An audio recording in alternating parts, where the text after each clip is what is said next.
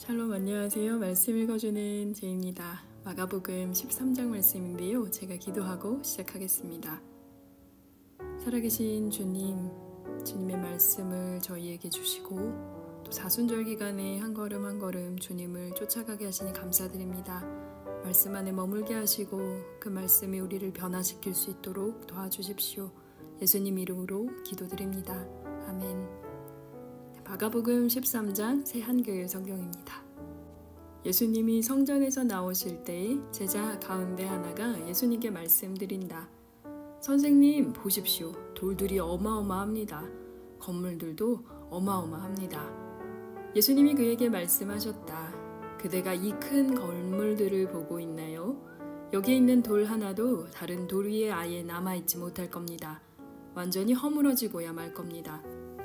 성전 맞은편 올리브산에 예수님이 앉아 계실 때 베드로와 야고보와 요한과 안드레가 따로 예수님께 상세히 여쭈어 보았다.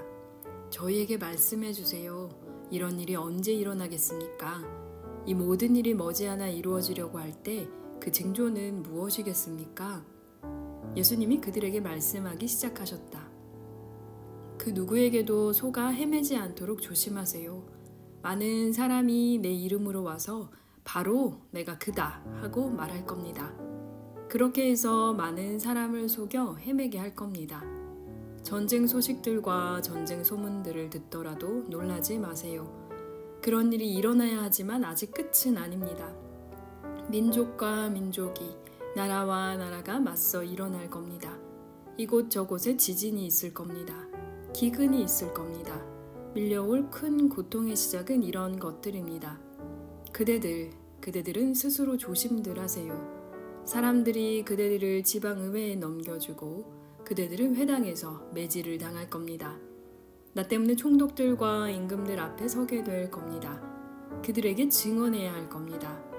그런데 모든 민족에게 먼저 복음이 선포되어야만 합니다. 사람들이 그대들을 끌고 가서 넘겨줄 때 무엇을 말해야 할지 미리 걱정하지 마세요. 그 시간에 무엇이든지 받은 대로 말하세요. 말은 그대들이 하는 것이 아닙니다. 성령님이 하십니다. 형제가 형제를, 아버지가 자녀를 죽음에 넘겨줄 겁니다. 자녀가 부모에게 들고 일어나서 그들을 죽게 할 겁니다. 내 이름 때문에 그대들은 모두에게 미움받을 겁니다. 그러나 끝까지 견뎌낸 사람, 이 사람이야말로 구원받을 겁니다. 황폐하게 하는 혐오스러운 것을 세워두어서는 안 될 곳에 세워둔 것을 그대들이 본다고 합시다. 읽는 사람은 잘 생각하기 바랍니다. 그때 유대아에 있는 사람들은 산으로 달아나야 합니다. 옥상 위에 있는 사람은 내려오지 말아야 합니다. 집안에서 무엇을 꺼내오려고 집 안으로 들어가지도 말아야 합니다. 들에 있는 사람은 겉옷을 집어오려고 뒤쪽으로 돌이키지 말아야 합니다. 끝장입니다. 그런 날들에 아이 가진 여자와 젖 먹이는 여자들은 이런 일이 겨울에 일어나지 않도록 기도하세요. 그런 날들에는 큰 어려움이 있을 것이니까요.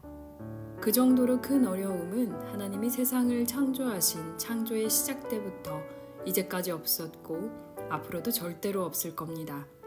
주님이 그런 날들을 줄여주지 않으신다면 아무도 구원받지 못할 겁니다. 그렇지만 선택하신 사람들 때문에 주님이 그런 날들을 줄여주셨습니다. 그때 누군가가 그대들에게 보세요, 여기 그리스도께서 계십니다. 보세요, 저기 계십니다. 하고 말하더라도 믿지 마세요. 거짓 그리스도와 거짓 예언자가 여럿 일어나서 여러 징표와 놀라운 일을 보여줄 테니 말입니다. 그래서 할 수만 있다면 선택하신 사람들을 빗나가게 하려 할 것입니다. 그러므로 그대들은 조심하세요. 그대들에게 내가 미리 다 말해 주었습니다. 그러나 바로 그런 날들에 그 큰 어려움 뒤에 해가 어두워지고 달이 그 빛을 내지 않을 것입니다. 별들이 하늘에서 떨어지고 하늘에 있는 권력들이 흔들릴 것입니다. 그때 인자가 구름에 둘러싸여 큰 능력과 영광을 드러내며 오는 것을 사람들이 볼 것입니다. 그때 천사들을 보내어 그가 선택하신 사람들을 땅끝부터 하늘 끝까지 사방에서 끌어모으실 것입니다. 무화과 나무로부터 끌어온 비유를 배우세요. 어느새 그 가지가 부드러워지고 이파리가 돋아나면 여름이 가까운 줄 그대들은 알아차립니다. 마찬가지로 또한 그대들이야말로 이런 일이 일어나는 것을 볼 때에 때가 코앞에 가까이 와 있음을 알아차리세요. 아멘. 그대들에게 말합니다. 이 세대가 사라지는 일은 절대로 없을 것입니다. 이 모든 일이 일어날 때까지는요. 하늘과 땅은 사라지겠지만 나의 말이 사라지는 일은 절대로 없을 것입니다. 바로 그날이나 그 시각에 대해서 아는 사람은 아무도 없습니다. 하늘에 있는 천사들도 아들도 알지 못합니다. 아버지만 아십니다. 조심하세요. 정신 차리고 있으세요. 그때가 언제인지 그대들은 알지 못하니까요. 먼 길 나서는 어떤 사람의 경우와 마찬가지입니다. 그가 집을 두고 떠날 때 종들에게 저마다 권한을 주어 일을 맡깁니다. 또 문지기에는 깨어 있으라고 명령하지요. 그러므로 깨어 있으세요. 집주인이 언제 올지 그대들은 알지 못하니까요. 저녁일지 한밤중일지 다굴 때일지 새벽일지요. 주님이 갑자기 와서 그대들이 자고 있는 것을 보지 않도록 하세요. 내가 그대들에게 말하는 것, 그것을 나는 모든 사람에게 말합니다. 깨어 있으세요. 아멘. 14장입니다. 2일 뒤면 넘는 명절, 유월절과 누룩 없는 명절, 무교절이었다. 대제사장들과 율법학자들이 이를 꾸며 예수님을 붙잡아 죽일 방법을 찾고 있었다. 그들이 이렇게 말하고 있었던 것이다. 명절에는 죽이지 맙시다. 그렇게 하면 백성들이 들고 일어날 겁니다. 베다니에서 예수님이 심한 피부병 앓았던 시몬의 집에 머무실 때였다. 음식을 드시려고 비스듬히 앉아 계실 때 어떤 여자가 왔는데 값비싼 진품 나르드 향유가 담긴 고급 병을 들고 있었다. 그는 그 병을 깨뜨려 열고 기름을 예수님의 머리에 부어드렸다. 몇몇 사람은 화가 치밀어 서로 떠들어댔다. 뭘 위해 향유를 이렇게 헛되이 써버렸단 말인가요? 이 향유를 팔면 300데나리온보다 더 받았을 텐데요. 그 돈을 가난한 사람들에게 줄 수 있었을 텐데요. 그러고는 그들은 그 여자를 거세게 나무랐다. 예수님이 말씀하셨다. 그냥 놔두세요. 왜 이 여자를 성가시게 합니까? 그는 좋은 일을 내게 해주었어요. 가난한 사람들은 늘 여러분과 함께 있어요. 그리고 여러분에게 뜻만 있으면 그들에게 잘해줄 수 있어요. 그러나 나는 늘 있는 게 아닙니다. 이 여자는 힘 닿는 데까지 했습니다. 내 몸에 향유를 미리 부은 것은 장례를 위한 것입니다. 아멘. 여러분에게 말합니다. 온 세상 어디에든 복음이 선포되는 곳에서는 이 여자가 한 일도 언급되어 그를 기억하게 될 것입니다. 가룟 사람 유다는 12 가운데 하나였는데 그가 나가서 대제사장들한테로 갔다. 그들에게 예수님을 넘겨주려는 것이었다. 그들이 듣고서 기뻐했고 유다에게 돈을 주기로 약속했다. 그래서 유다는 좋은 기회를 잡아 예수님을 넘겨줄 방법을 찾으려고 했다. 누룩 없는 명절, 무교절의 첫날이었다. 넘는 명절 유월절의 양을 잡을 즈음에 제자들이 예수님께 여쭌다. 저희가 어디로 가서 넘는 명절, 유월절 음식을 선생님이 드시도록 준비하기를 바라십니까? 예수님이 제자 가운데 2명을 보내며 말씀하신다. 도시 안으로 가보세요. 그러면 어떤 남자가 그대들 맞은편에서 올 텐데 물 항아리를 나르고 있을 겁니다. 그를 따라가세요. 그가 어디로 들어가든지 그 집주인에게 선생님이 이렇게 묻는다고 말하세요. 내가 머물 방이 어디 있나요? 거기서 내가 내 제자들과 함께 넘는 명절, 유월절 음식을 먹으려고 하는데요. 그러면 주인이 몸소 그대들에게 위층에 있는 큰 방을 보여줄 텐데 자리를 깔아놓고 상을 차려놓았을 겁니다. 거기서 우리가 먹도록 준비하세요. 제자들이 나가서 도시 안으로 갔다. 그들이 보니 예수님이 자기들에게 말씀하신 그대로였다. 그들은 넘는 명절, 유월절 음식을 준비했다. 저녁이 되자 예수님이 12과 함께 오신다. 그들이 기대 앉아서 먹고 있을 때 예수님이 말씀하셨다. 아멘. 그대들에게 말합니다. 그대들 가운데 하나가 나를 넘겨줄 것입니다. 그는 나하고 한 상에서 먹는 사람입니다. 제자들이 괴로워하면서 한 사람씩 예수님께 여쭈기 시작했다. 설마 저는 아니지요? 예수님이 그들에게 대답하셨다. 그대들 12 가운데 하나인데 나하고 한솥밥 먹는 사람입니다. 인자는 떠나갑니다. 인자에 대해 성경에 적어둔 대로지요. 그렇지만 끝장입니다. 인자를 넘겨주는 바로 그 사람은 태어나지 않았더라면 좋았을 것을. 그들이 먹고 있을 때 예수님이 빵을 들어 감사 기도를 드리시고 떼어 제자들에게 주셨다. 그러고는 말씀하셨다. 받으세요. 이것은 내 몸입니다. 또 잔을 들어 감사드리시고 제자들에게 주셨다. 그리고 모두가 그 잔을 받아 마셨다. 그런 다음에 예수님이 그들에게 말씀하셨다. 이것은 내 피입니다. 많은 사람을 위해서 쏟는 언약의 피입니다. 아멘. 그대들에게 말합니다. 포도나무에서 난 것을 나는 절대로 마시지 않을 겁니다. 바로 그날이 되어 하나님 나라에서 그것을 새로 마실 때까지는요. 그리고 그들은 찬송을 부른 뒤에 나가서 올리브 산으로 갔다. 예수님이 제자들에게 말씀하신다. 그대들 모두가 걸려 넘어질 겁니다. 성경에 이렇게 적혀 있기 때문입니다. 내가 목자를 칠 것이다. 그러면 양들이 뿔뿔이 흩어질 것이다. 그러나 내가 일으킴 받아 살아난 뒤에 그대들보다 앞서 갈릴레아로 갈 겁니다. 그러자 베드로가 예수님께 말씀드렸다. 남들은 다 걸려 넘어지더라도 저만은 그렇지 않을 겁니다. 예수님이 베드로에게 말씀하신다. 아멘. 그대에게 말하는데 그대야말로 오늘 이 밤에 닭이 2번 울기 전에 3번 나를 완전히 저버릴 겁니다. 그러자 베드로가 더욱 힘주어 말했다. 제가 선생님과 함께 죽어야 한다 하더라도 선생님을 저버리는 일은 절대로 없을 것입니다. 다른 이들도 모두 그렇게 말씀드렸다. 예수님과 제자들이 어떤 곳으로 가는데 그곳 이름은 겟세마네이다. 예수님이 자기 제자들에게 말씀하신다. 내가 기도하는 동안에 여기에 앉아 있어요. 그러고는 베드로와 야고보와 요한을 함께 데려가신다. 예수님은 소스라치게 놀라고 몹시 힘들어하기 시작하셨다. 그리고 그들에게 말씀하신다. 내 영혼이 온통 괴로움에 휩싸여 죽을 판입니다. 여기에 머물러 있어요. 깨어 있어요.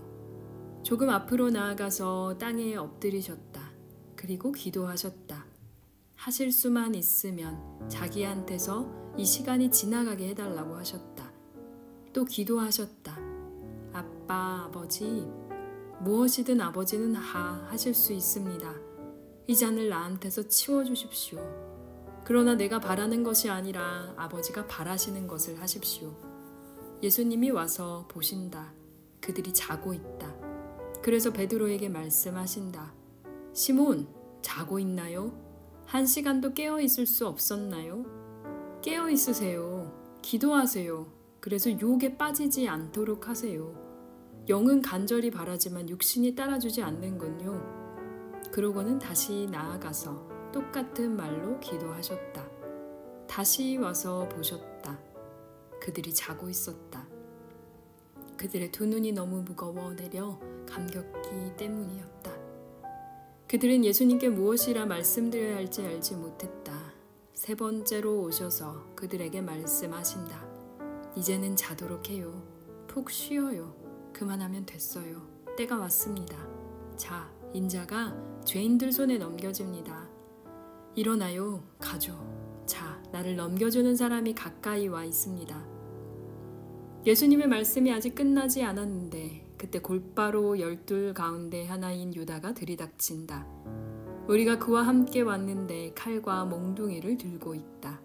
대제사장들과 율법학자들과 원로들이 그들을 보낸 것이다. 예수님을 넘겨주는 사람이 그들에게 어떤 약속된 신호를 줄지 이렇게 말하여 알려준 터였다. 내가 입맞춤하는 사람이 바로 그 사람입니다. 그를 붙잡아 실수 없이 끌고 가십시오. 유다가 오자마자 곧바로 예수님께 다가가서 랍비님 하고 부른다. 그러고는 그분께 다정하게 입을 맞추었다. 그들이 손을 대서 예수님을 붙잡았다. 곁에 서 있던 사람 가운데 어떤 사람 하나가 칼을 빼어 대제사장의 종을 쳐서 귀를 잘라버렸다. 그러자 예수님이 그들에게 말씀하셨다. 강도를 덮치듯이 칼과 몽둥이를 들고 나를 잡아가러 나온 것이요. 내가 날마다 당신들 가까이 있으면서 성전에서 가르치고 있었소. 그렇지만 당신들은 나를 붙잡지 않았소. 그러나 성경대로 이루어져야 하오. 그때 제자들은 예수님을 내버려 두고 모두 달아났다. 어떤 젊은이가 예수님을 뒤따라가고 있었는데 벗은 몸에 고운 천만 두르고 있었다. 사람들이 그를 붙잡으려고 한다. 그러자 그는 고운 천을 버려두고 벗은 몸으로 달아나 버렸다. 그들은 예수님을 대제사장한테로 끌고 갔다. 그러자 대제사장들과 원로들과 율법학자들이 다 모여든다. 한편 베드로는 멀찍이 떨어져서 예수님을 따라갔다. 대제사장의 집 앞마당 안쪽까지 따라갔다. 거기서 대제사장의 아랫사람들과 함께 앉아 불을 쬐며 몸을 녹이고 있었다. 대제사장들과 유대아 최고회의 공회 전체가 예수님께 불리한 증언을 찾아내 예수님을 죽이려고 했다. 그렇지만 찾지를 못했다. 사실 많은 사람들이 예수님께 불리하게 거짓 증언을 했지만 그 증언들이 서로 맞아떨어지지 않았다. 몇몇 사람이 일어나서 예수님께 불리하게 거짓 증언을 했다. 우리는 그가 하는 말을 확실히 들었습니다. 사람 손으로 지은 이 성전을 바로 내가 완전히 허물고 사람 손으로 짓지 않은 다른 성전을 3일 만에 짓겠다 했습니다. 그렇지만 그들의 증언도 마찬가지로 서로 맞아떨어지지 않았다. 그러자 대제사장이 일어나서 가운데 서서 예수님께 물었다. 이 사람들이 당신에게 불리하게 증언하고 있는데 대답할 말이 아예 없는 것이요? 예수님은 아무 말씀도 하지 않고 아예 답변하지 않으셨다. 대제사장이 다시 묻는다. 바로 당신이 그리스도, 곧 찬송받으실 분의 아들이란 말이요? 예수님이 대답하셨다. 내가 맞소. 당신들은 인자가 모든 것을 하실 수 있는 분의 오른쪽에 앉아있는 것과 하늘의 구름과 함께 오는 것을 보게 될 것이요. 그러자 대제사장이 자기 옷을 잡아 찢고서 말한다. 아직도 증인들이 더 필요합니까? 하나님 모독하는 말을 여러분이 들었소. 여러분 보기에는 어떻소? 그들은 모두 예수님이 죽어 마땅하다고 판결했다. 그러자 몇몇 사람은 예수님께 침을 뱉고 예수님 얼굴을 가린 채 주먹으로 때리기 시작했다. 또 누군지 예언자처럼 알아맞혀봐라 하고 말하기 시작했다. 그런 다음에 대제사장의 아랫사람들이 예수님을 넘겨받아 뺨을 후려쳤다. 베드로가 앞마당 아래쪽에 있는데 대제사장의 여자 종들 가운데 하나가 온다. 베드로가 몸을 녹이고 있는 것을 보고 그를 빤히 들여다보았다. 그리고 말한다. 당신도 역시 그 나사렛 예수와 함께 있었어요. 베드로는 아니라고 하면서 말했다. 당신이 무슨 말을 하는지 알지도 못하겠고 아예 이해하지도 못하겠네요. 그러고는 밖으로 나가서 바깥 마당에 있었다. 그러자 닭이 울었다. 그 여자종이 베드로를 보고서 곁에 서 있던 사람들에게 다시 말하기 시작했다. 이 사람은 그들과 한 통속입니다. 베드로가 다시금 아니라고 잡아댔다. 조금 지나서 곁에 서 있던 사람들이 베드로에게 말했다. 당신은 그들과 한 통속인 것이 확실해요. 당신도 갈릴레아 사람이니까요. 베드로가 저주하고 맹세하기 시작했다. 당신 내가 말하는 이 사람을 나는 알지 못합니다. 그러자 곧바로 두 번째로 닭이 울었다. 예수님께 들은 말씀이 그대로 베드로에게 떠올랐다. 닭이 2번 울기 전에 그대는 3번 나를 완전히 저버릴 겁니다. 그래서 베드로는 고꾸라져 울기 시작했다. 아멘. 네, 오늘은 마가복음 13장, 14장 말씀인데요. 13장에 비하면 14장이 약간 길었습니다. 이제 예수님의 그 마지막 장면, 예수님이 이제 십자가에 못 박히시기 전에 붙잡히시고 그리고 또 그 신문 받으시는 장면까지 오늘 읽었는데요. 베드로가 예수님을 모른다고 하는 이 장면은 사실 어떤 방식으로도, 이걸 예를 들면 드라마라고 하더라도 이렇게 극적인 장면은 없을 것 같아요. 베드로가 부인할 거라는 걸 예수님이 미리 알고 계셨고 그렇게 얘기를 했고, 하지만 베드로는 분명히 제가 그렇게 하진 않아요 라고 예수님께 말했지만, 결국은 그렇게 본인이 얼마나 나약한 사람인지를 깨닫게 되면서 베드로가 이제 마지막에 고꾸라져 울기 시작했다라고 마가복음 14장이 얘기를 하고 있는데요. 닭이 2번 울기 전에 그 사이에 3번을 부인을 하잖아요. 그 베드로, 그 독일에서 사실 베드로의 이 수탉이 그 성당과 사실 저희 개신교를 구별하는데 되게 중요한 역할을 하긴 하거든요. 그래서 저기가 교회야 성당이야 이걸 모르겠으면 그 위에 이렇게 닭이 있으면 보통은 성당입니다. 그래서 이제 베드로를 일대 교황이라고 하잖아요. 그래서 이제 카톨릭 교회들은 보통 이 닭을 굉장히 중요한 그 뭐라고 해야 될까요? 심볼로 쓰고 있는데, 동시에도 재밌는 것 중에 하나는 그 독일의 에스게라고 해서 저희가 이제 그 학생 교회가 있거든요. 이건 또 개신교회입니다. 근데 거기에 로고가 수탉이에요. 그것도 붉은 수탉인데요. 서로 좀 약간 다른 의미에서 그 수탉을 심볼로 쓰고 있어요.